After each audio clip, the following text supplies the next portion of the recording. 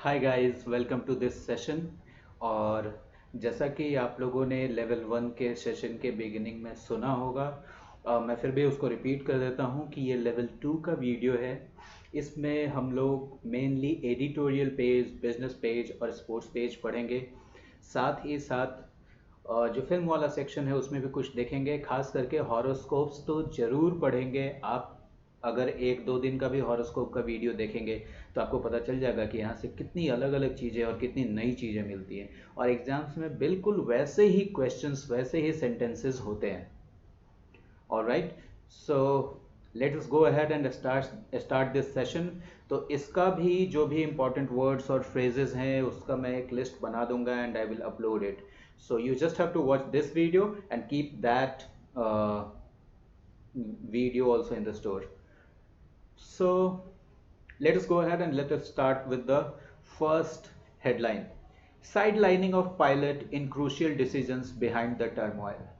अब देखो क्या कह रहा है ये न्यूज़ कि पायलट का जो साइडलाइन किया गया, पायलट को जो किनारे किया गया, किस चीज़ में? क्रूशियल डिसीजंस में, इंपॉर्टेंट डिसीजंस में। ये किस चीज़ के पीछे है? ये कारण टर्मोइल के पीछे। आप राजस्थान में देख रहे हैं स्थिति क्या हुई हुई है। और टर्मोइल का मतलब आपको पता है, जो मेरे स्टूडेंट्स हैं, मैंने क्लास में बहुत बार इसको डिस्कस किया है। तो राजस्थान जैसी स्थिति अगर कहीं हो तो उस स्थिति को हम लोग टर्मोइल कह सकते हैं। और यहाँ पे देखो, at loggerheads. At loggerheads मतलब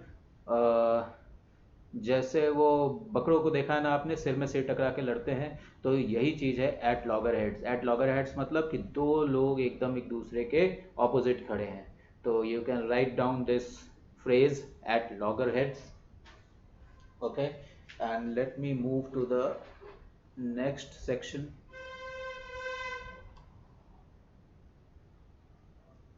और नेक्स्ट सेक्शन में मैं आपको बस एक न्यूज़ दिखाना चाहता हूँ। यहाँ पे रेस्ट मुझे पता है कि आप पढ़ेंगे तो समझ में आ जाएगा। A cop by profession, an alchemist by nature. By nature मतलब नेचर से, ठीक है ना, प्रोफेशन से कॉप, ठीक है ना, और नेचर से एल्चुरिस्ट। इस वर्ड को लिख लो।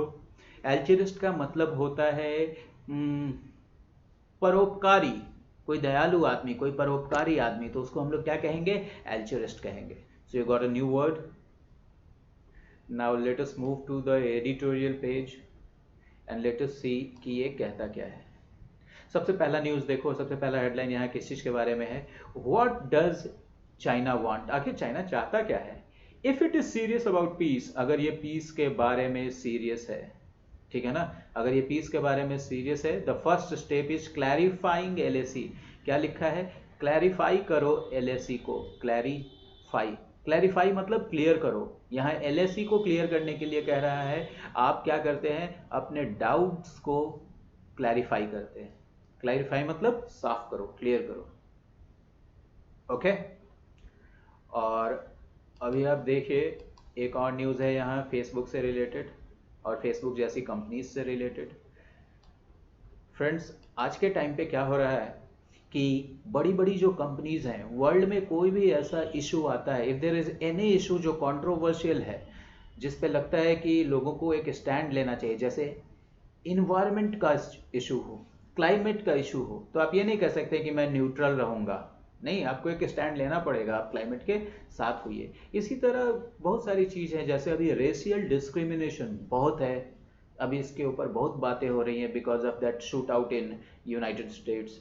तो आप देखो इसमें क्या लिखा है कि for companies the end of neutrality. पहले जो कंपनीज कह देती थी कि हम न्यूट्रल हैं, ना इस पक्ष से हैं ना उस पक्ष से हैं, we are on a neutral ground, तो आजकल लोग उन पे बहुत प्रेशर बना रहे हैं क्योंकि सोशल मीडिया है, लोग बॉयकॉट कर रहे हैं, लोग क्रिटिसाइज कर रहे हैं, तो लोगों की बात खुल के पता चल रही है। सो उनके लिए, कंपनीज के लिए क्या हो गया? न्यूट्रलिटी का अब एंड हो गया। और इन भाई साहब को आप देख रहे हैं, कौन है ये? आप बता सकते कमेंट बॉक्स में।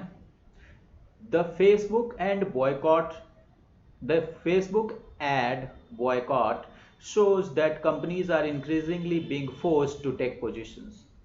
ये फेसबुक का जो एड बॉयकॉट करने का जो धमकी मिला, ये क्या दिखाता है कि कंपनी जो हैं अब कैसे किए जा रहे हैं, बीइंग मतलब उनको किया जा रहा है, फोर्स किया जा रहा है किस चीज़ के लिए? कि आप पोजीशंस लीजिए, या तो आप हमारे साथ हैं नहीं तो उनके साथ हैं। या तो आप रेशियल डिस्क्रिमिनेशन के अगेंस्ट हैं, नहीं तो आप उसके फेवर में हैं। आप ये नहीं कह सकते हैं कि आई एम न्यूट्रल।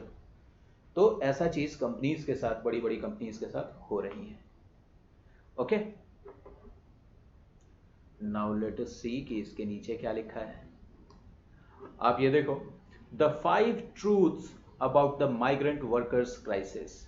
अभी आपने देखा माइग्रेंट वर्कर्स का कितना बड़ा क्राइसिस इंडिया ने फेस किया है, तो उसके बारे में 5 ट्रूथ्स बता रहा है। So guys, if you go ahead and if you read this article, आपको पता चलेगा कि इकोनॉमी की क्या हालत है, सोशल कंडीशंस क्या हैं, पॉलिटिकल कंडीशंस क्या हैं, और माइग्रेंट्स की क्या दिक्कतें हैं।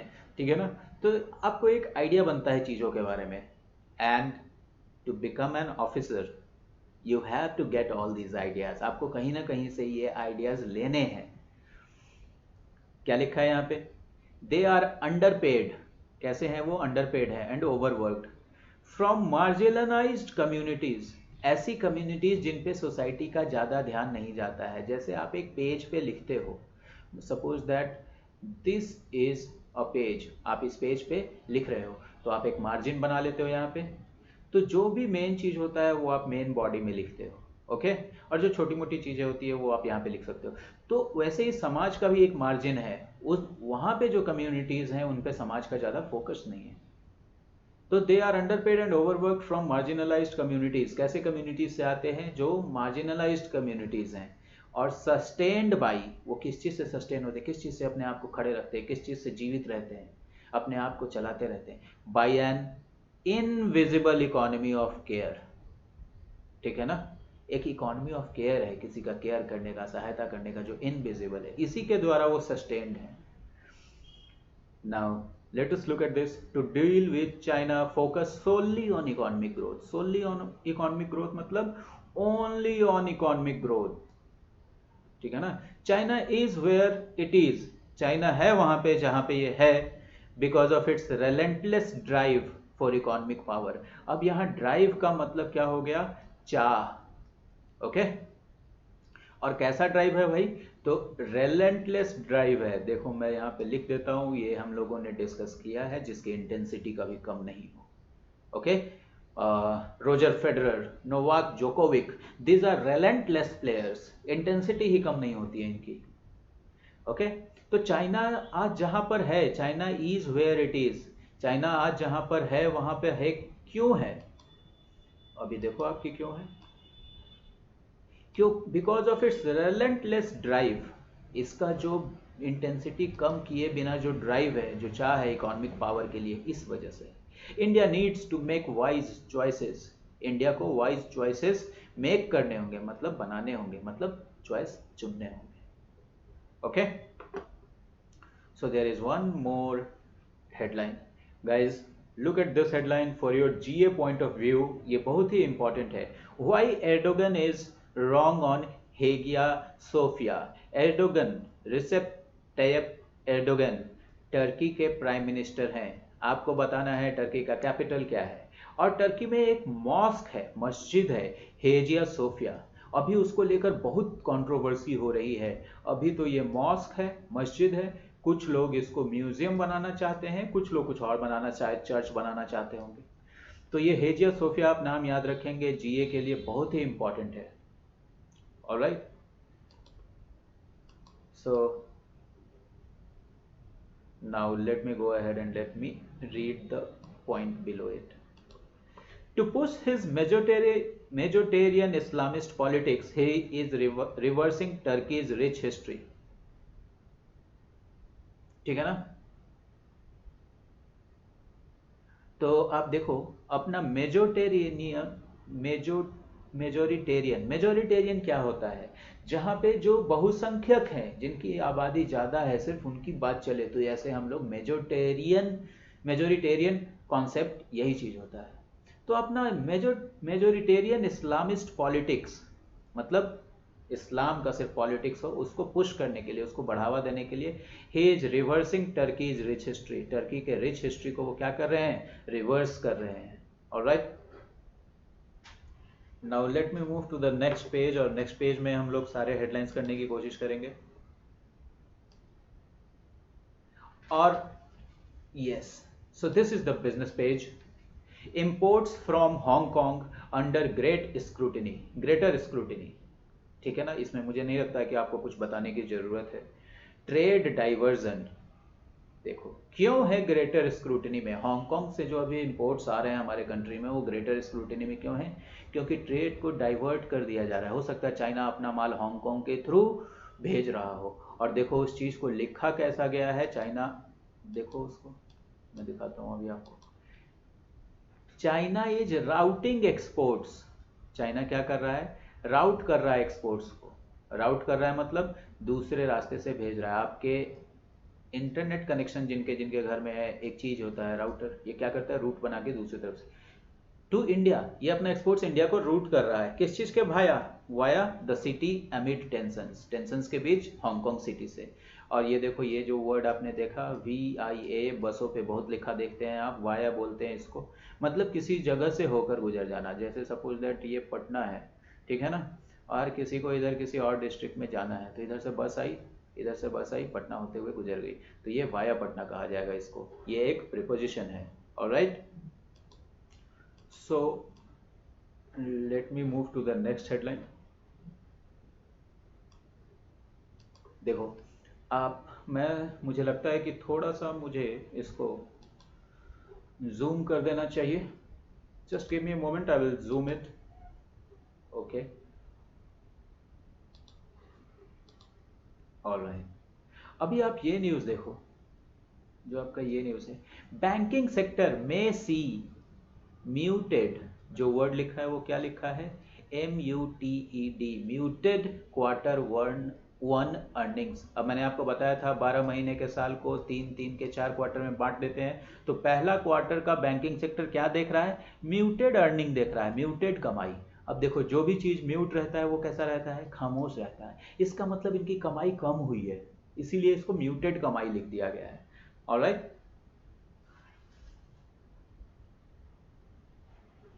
अब मैं आपको एक और चीज़ दिखाता हूँ। थोड़ा नीचे आते हैं हम लोग। ये तो आप देख ही चुके हैं कि गूगल ने $100 बिलियन का वो किया है। अभी आप देखिए, क्वालकॉम कोई कंपनी होगी। Qualcomm arm to invest 730 crore in Jio platforms. Jio के जितने भी प्लेटफॉर्म्स हैं उनमें क्वालकॉम का आर्म, मतलब क्वालकॉम का ही कोई ब्रांच, कोई दूसरा क्वालकॉम का कोई ब्रांच या क्वालकॉम का कोई सब्सिडियरी, ये चीज इन्वेस्ट करेगा 730 करोड़। एक और चीज देखो, मैं आपको दिखाता हूं यहाँ पे, global super rich volunteer for higher taxes. जो सुपर रिच हैं, अंबानी के टाइप, टाटा के टाइप, जो ग्लोबल रूप से सुपर रिच हैं, उन्होंने वॉलेंटियर किया है, स्वेच्छा से कहा है, किस चीज के लिए? हायर टैक्स लगाने के लिए, कि भाई हमारे ऊपर टैक्स हायर लगाइए। और ये क्यों कहा है? क्योंकि सोसाइटी का थोड़ा भला हो जाए, हमारे पास तो बहुत पैसा है, इतने का हम क्या करेंगे।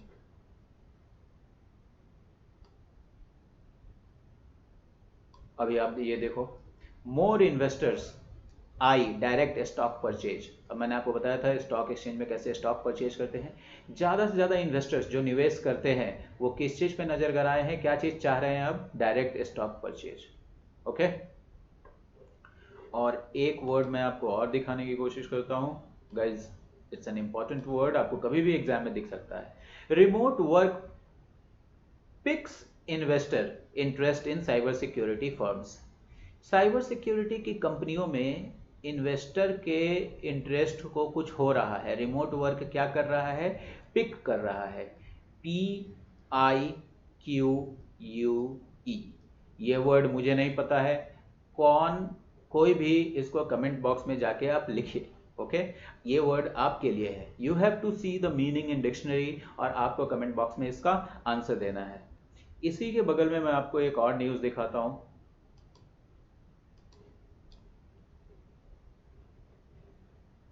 ठीक है, Lakshmi Vilas bank in talks, वो बात कर रही है किस चीज के लिए? For 1000 crore capital infusion.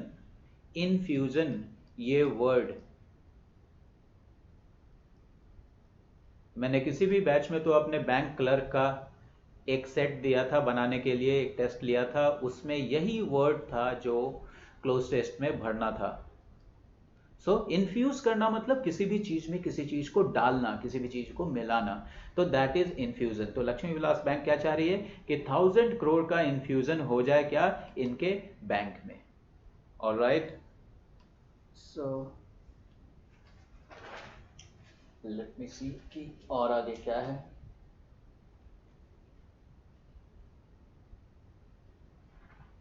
अब मैं सीधा आपको ले चलता हूं वहां पे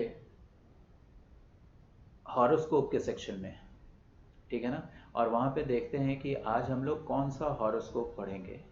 सो एक तो हम लोग पढ़ेंगे स्कॉर्पियो, और स्कॉर्पियो पढ़े, कल मैंने वीडियो देखा था गाइस, हॉरोस्कोप के सेक्शन में जब हम आए थे तो ये काफ़ी मोबाइल पे छोटा हो गया था, इसलिए आई विल जूम इट, और मैं इतना तो जूम कर दूंगा ताकि ऐसा लगे कि हाँ आपके मोबाइल पे वो सही आ जाए। तो थोड़ा सा भी अभी आपको अटपटा सा दिखेगा, but let me fix the screen. Okay, alright, so ये देखो, सो जो पहला है स्कॉर्पियो वो आ चुका है। अभी आप देखो इसमें क्या कह रहा है। Luck favours you on the financial front as you manage to tap extra resource of income.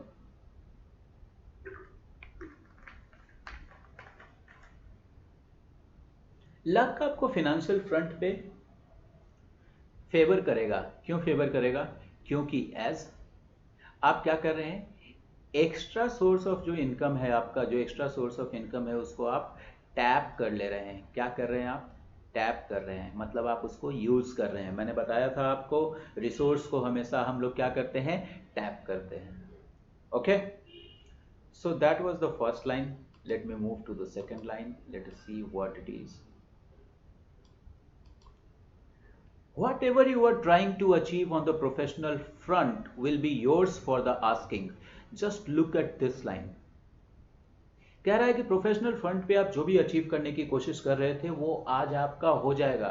आप बस बोलो और आपका हो जाएगा। देखो इस फ्रेज को कैसे लिखा गया है, आपको इसको याद नहीं करना है, आपको बस देखना है कि हाँ ऐसे तरीके से भी लिखा जाता है। अ होम रेमेडी, रेमेडी क्या है वर्ड? REMEDY, रेमेडी का मतलब उपचार। A home remedy may prove efficient in curing a minor element. कोई छोटा मोटा रोग जो हो गया उसके लिए होम रेमेडी ही काफी है।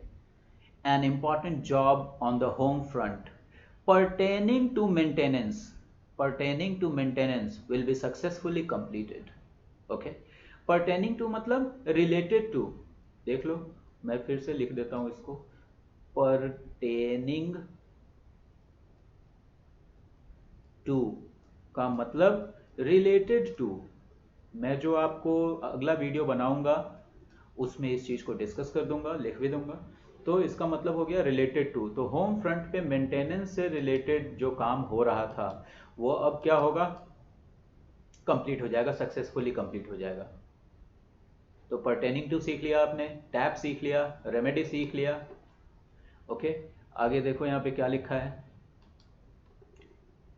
Favourable decision can be expected regarding a piece of property under dispute. अगर कोई प्रॉपर्टी का पीस है, आप डिस्प्यूट में है, तो आपके फेवरेबल डिसीजन आ सकता है। You will find your grasping powers, कैसा grasping powers, increasing on the academic front. अब देखो ये जो वर्ड है ग्रास्प, GRASP, ग्रास्प का मतलब ही होता है कोई चीज आप कितनी जल्दी पकड़ लेते हैं, आपका दिमाग कितनी चीजों को पकड़ सकता है, कितनी चीजों को समझ सकता है, तो आप उसको क्या करते हैं, ग्रास्प करते हैं। The he used to grasp everything I used to utter in the classroom. जो भी मैं क्लासरूम में बोलता था वो उसको ग्रास्प कर लेता था, मतलब उसको समझ लेता था, एब्जॉर्ब कर लेता था। तो आपने एक और चीज सीखा यहां से, क्या? Grasp. Alright, so let me go ahead and let me read one more for you. All right, here you go. जो दूसरा मैं पढ़ने वाला हूं वो है पाइसेस, जस्ट इसके नीचे जो है, और देखो इसमें भी मैं आपको कुछ बताने वाला हूं। This is the best time to clear all pending dues as money comes to you from various sources. देखो इसमें भी करीब करीब वही बात लिखी है कि आप अपने सारे पेंडिंग ड्यूज को क्लियर कर लीजिए, क्योंकि एज मनी जो है बहुत सारे सोर्सेज से आ रहा है। Something initiated by you at work will start giving you encouraging results. कोई भी चीज़ जो आपने इनिशिएट किया था, बहुत पहले कभी शुरू किया होगा, तो वो आपको एनकरेजिंग रिजल्ट्स, बढ़िया रिजल्ट्स दे रहे हैं। You will enjoy a spot of excellent health. लिखा है एक्सेलेंट हेल्थ एंजॉय नहीं करेंगे, a spot of excellent health. Spot of का मतलब a period of excellent health आप वो करेंगे, एक्सपीरियंस करेंगे। Okay, now just a moment. Timely advice to a family youngster going wayward. देखो, is need of the hour for some. अब कोई चीज वे वार्ड जा रहा है, कैसा जा रहा है? वे वार्ड मतलब भटक रहा है रास्ते से। तो अगर कोई फैमिली यंगस्टर है जो रास्ते से भटक रहा है, तो उसका टाइमली एडवाइस देना वो नीड ऑफ द आवर है, मतलब जरूरत की, समय की मांग है। ओके, सो अभी देखो, renting out property on lucrative terms. Guys अभी हम लोग जो ग्रामेटिकल एरर का सेट कर रहे थे, उसमें मैंने आपको ये वर्ड डिस्कस किया था, ल्यूक्रेटिव टर्म्स, मतलब जिसमें माल ज़्यादा हो। समझ रहे हो ना आप? ल्यूक्रेटिव जॉब ऑफर मतलब उसमें पैसा ज़्यादा है, पर्क्स ज़्यादा है। ओके, तो एक प्रॉपर्टी आप रेंट करेंगे किस चीज़ पे? ल्यूक्रेटिव टर्म्स पे। ये फोरसीन है बाय हाउस ओनर्स, मतलब ये आ सकता है, भविष्य में इसके देखे जाने की संभावना है। Someone's help on the academic front will prove a God sent। किसी का हेल्प जो है वो कैसा सिद्ध होगा? भगवान का वरदान सिद्ध होगा, भगवान ने भेजा था। You may remain surrounded by relations and friends। Okay, अब एक मैं आपको और यहाँ पे पढ़ देता हूँ। No no no no no no no no no no mister Bachchan. Okay, या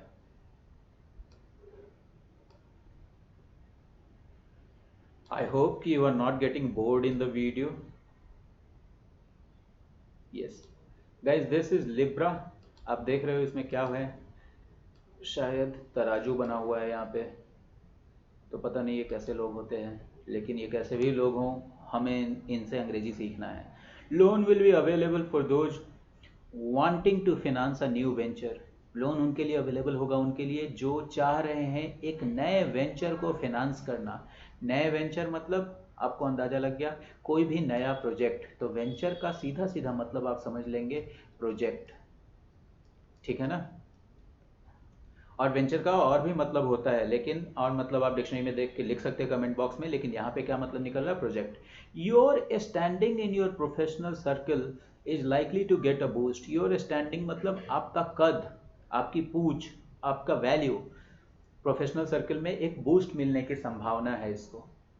सम home makers are likely to be lauded for their aesthetic sense. कुछ जो होम मेकर्स हैं, जो हाउस वाइफ्स हैं, उनको लॉर्ड किया जा सकता है, मतलब उनकी तारीफ की जा सकती है। LAUD, उनको क्या किया जा सकता है? एप्रिशिएट किया जा सकता है। किस चीज़ के लिए? उनके एस्थेटिक सेंस के लिए। एस्थेटिक सेंस कैसा होता है? द सेंस ऑफ ब्यूटी, ठीक है ना? आप लिख लेंगे इसको, एस्थेटिक का मतलब the sense of beauty. Okay, तो कुछ होम मेकर्स ऐसी हैं जिनको आप क्या कह, उनको क्या हो सकता है? उनको लॉर्ड किया जा सकता है। किस चीज के लिए? उनके सेंस ऑफ ब्यूटी के लिए। नाउ गाइज, यहाँ पे एक बहुत इंटरेस्टिंग क्वेश्चन बनता है कि ये जो वर्ड है होम मेकर, होम मेकर, और जो ये वर्ड है हाउस वाइफ, इसमें अंतर क्या है? हाउस वाइफ, ठीक है ना? होम मेकर और हाउस वाइफ में अंतर क्या है? होम मेकर देखो, जो हाउस वाइफ है, अगर मैं कहता हूं कि my mother is a house wife, तो ये गलत है। My mother is a house wife किसके लिए? ओनली फॉर माई फादर, ठीक है ना? ओनली फॉर माई डैड, उन्हीं के लिए हाउस वाइफ है। मेरे लिए क्या है? ये होम मेकर है। दुनिया के लिए क्या है? होम मेकर है। So this is the difference. You should never say that my mother is a house wife, your mother is a home maker. Okay, so let us go ahead, let us erase all this। I hope you have got this point। अब देखो, a friend can motivate you to a friend can motivate you to strive for, जब आप strive करेंगे तो क्या करेंगे, उसके लिए बहुत प्रयास करेंगे, किस चीज के लिए, गुड हेल्थ के लिए. Field that you have chosen on the academic front is likely to inspire you to put in your best. जो फील्ड आपने एकेडमिक फ्रंट पे चुना है वो आपको इंस्पायर करेगा आपका बेस्ट देने में. Home makers will take out time to do something they had always wanted to do to on the social front. Social front पे होम मेकर्स जो करना चाहते थे उनके लिए अब टाइम मिल गया है. और ये देखो जरा इन लोगों का लव फोकस क्या कहता है कि दोज इन लव, जो प्रेम में है बट सेपरेटेड बाय डिस्टेंस और डिस्टेंस से सेपरेटेड हैं, can find themselves in a desperate situation. Desperate situation जानते हैं ना आप, क्या हो जाता है जब आप एकदम बेचैन हो जाते हैं किसी काम को करने के लिए. जैसे आपको नौकरी चाहिए और अगर पढ़ नहीं रहे हैं तो किसी को घूस दे रहे हैं, किसी को रिश्वत दे रहे हैं, कोई पैरवी चाहिए, तो आप डेस्परेट हो गए हैं, किसी भी तरह एक नौकरी चाहिए. सो वो जो कंडीशन होता है उसको हम लोग बोलते हैं डेस्परेट. जो लोग सेपरेटेड हैं डिस्टेंस के द्वारा वो अब क्या हो गए हैं, डेस्परेट हो गए हैं. Alright, so on this note I will end this video and please give your suggestions in the comment box. Thank you very much for watching.